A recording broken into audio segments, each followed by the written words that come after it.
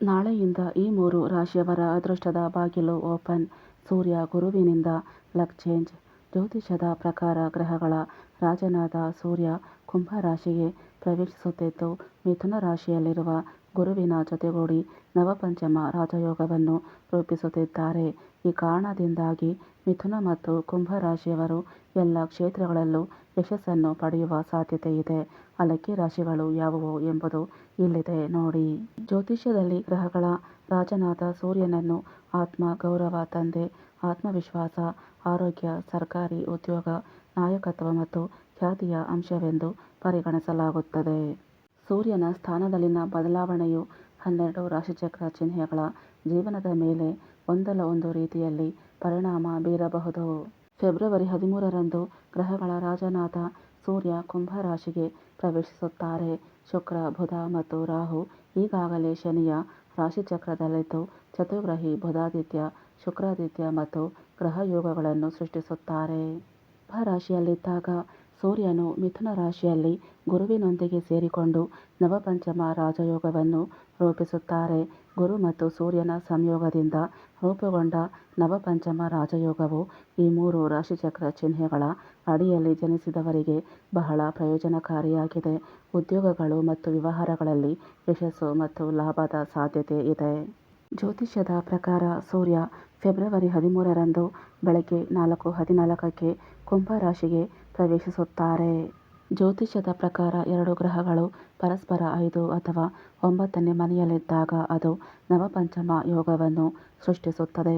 February 13ರಂದು ಸೂರ್ಯನು ಮಿಥುನ ರಾಶಿಯಲ್ಲಿ 9ನೇ ಮನೆಯಲ್ಲಿರುತ್ತಾರೆ ಮತ್ತು ಗುರುವು ಕುಂಭ ರಾಶಿಯಲ್ಲಿ 5ನೇ ಮನೆಯಲ್ಲಿರುತ್ತಾರೆ. ಇದರಿಂದಾಗಿ ನವಪಂಚಮ ರಾಜಯೋಗವು ಸೃಷ್ಟಿಯಾಗುತ್ತದೆ.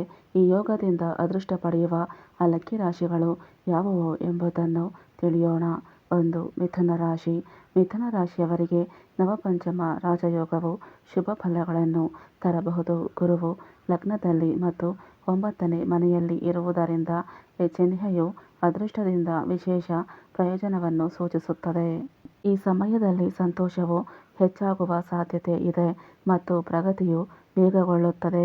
ನಿಮ್ಮ ವೃತ್ತಿಜೀವನದ ವಿಷಯಕ್ಕೆ ಬಂದರೆ, ಕೆಲಸದ ಸ್ಥಳದಲ್ಲಿ ನಿಮ್ಮ ಕಠಿಣ ಪರಿಶ್ರಮಕ್ಕೆ ಪ್ರತಿಫಲ ಸಿಗುತ್ತದೆ ಮತ್ತು ಮೇಲಧಿಕಾರಿಗಳಿಂದ ಪ್ರಶಂಸೆ ಸಿಗಬಹುದು.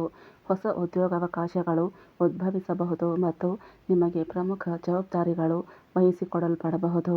ಬಡ್ತಿ ಅಥವಾ ಪ್ರೋತ್ಸಾಹ ದೊರೆಯುವ ಸಾಧ್ಯತೆಯೂ ಇದೆ.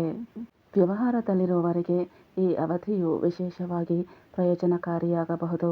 ವ್ಯಾಪಾರ ವಿಸ್ತರಣೆಯ ಸಾಧ್ಯತೆ ಇದೆ ಮತ್ತು ಹೊಸ ಯೋಜನೆಗಳು ಅಥವಾ ಹೊಸ ವ್ಯವಹಾರಗಳನ್ನು ಪ್ರಾರಂಭಿಸಲು ಸಮಯ ಅನುಕೂಲಕರವಾಗಿರುತ್ತದೆ. ಸರಿಯಾದ ತಂತ್ರದೊಂದಿಗೆ ನೀವು ಗಣನೀಯ ಲಾಭವನ್ನು ಗಳಿಸುವಲ್ಲಿ ಯಶಸ್ವಿಯಾಗಬಹುದು. ನಿಮ್ಮ ಆರ್ಥಿಕ ಪರಿಸ್ಥಿತಿಯಲ್ಲಿ ಸುಧಾರಣೆಯ ಲಕ್ಷಣಗಳಿವೆ. ಹೊಸ ಆದಾಯದ ಮೂಲಗಳು ತೆರೆದುಕೊಳ್ಳಬಹುದು ಮತ್ತು ಉದ್ಯೋಗ ಅಥವಾ ವ್ಯವಹಾರದ ಮೂಲಕ ಆರ್ಥಿಕ ಲಾಭದ ಸಾಧ್ಯತೆ ಇದೆ. ಆರ್ಥಿಕ ಸ್ಥಿರತೆ ಬಲಗೊಳ್ಳಬಹುದು. ಕೌಟುಂಬಿಕ ಸಂಬಂಧಗಳು ಮತ್ತು ಕೌಟುಂಬಿಕ ಜೀವನವು ಸಿಹಿಯಾಗಿ ಉಳಿಯುತ್ತದೆ. ನಿಮ್ಮ ಕುಟುಂಬದವರು ಅಥವಾ ಕುಟುಂಬದವರೊಂದಿಗಿನ ನಿಮ್ಮ ಸಂಬಂಧವು ಬಲಗೊಳ್ಳುತ್ತದೆ ಮತ್ತು ನೀವು ಒಟ್ಟಿಗೆ ಗುಣಮಟ್ಟದ ಸಮಯವನ್ನು ಕಳೆಯಲು ಅವಕಾಶವನ್ನು ಹೊಂದಿರುತ್ತೀರಿ. ಆರೋಗ್ಯದ ದೃಷ್ಟಿಕೋನದಿಂದ ಈ ಅವಧಿಯು ಸಕಾರಾತ್ಮಕವಾಗಿರುತ್ತದೆ. ನೀವು ಶಕ್ತಿಯುತ ಮತ್ತು ಉತ್ಸಾಹಭರಿತರಾಗಿರಬಹುದು. ಇದು ನಿಮ್ಮ ದೈನಂದಿನ ಚಟುವಟಿಕೆಗಳಲ್ಲಿ ನಿಮ್ಮನ್ನು ಸಕ್ರಿಯವಾಗಿರಿಸುತ್ತದೆ. 2. ತುಲಾ ರಾಶಿ. ಗುರು ಮತ್ತು ಸೂರ್ಯನ ನವಪಂಚಮ ರಾಜಯೋಗವು ಈ ರಾಶಿಯ ಜನರಿಗೆ ಪ್ರಯೋಜನಕಾರಿಯಾಗಬಹುದು.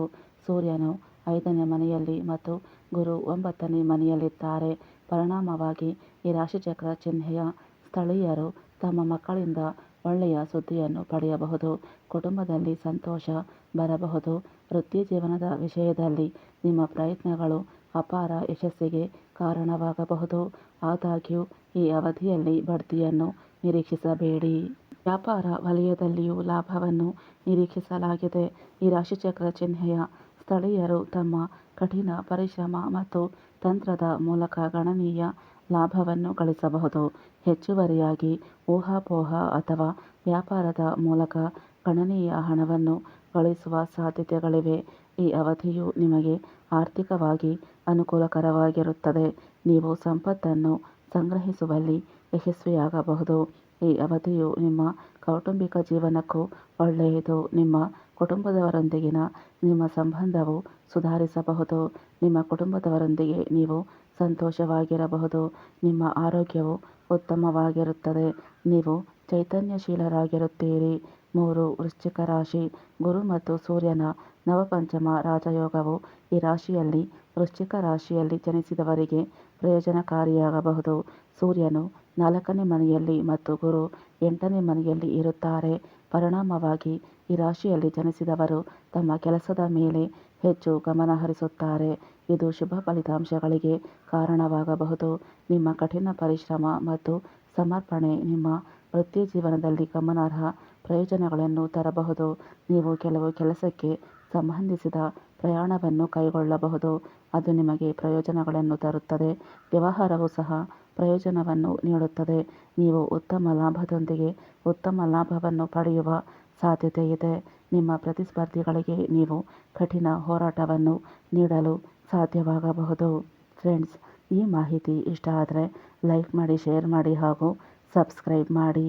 ಧನ್ಯವಾದಗಳು.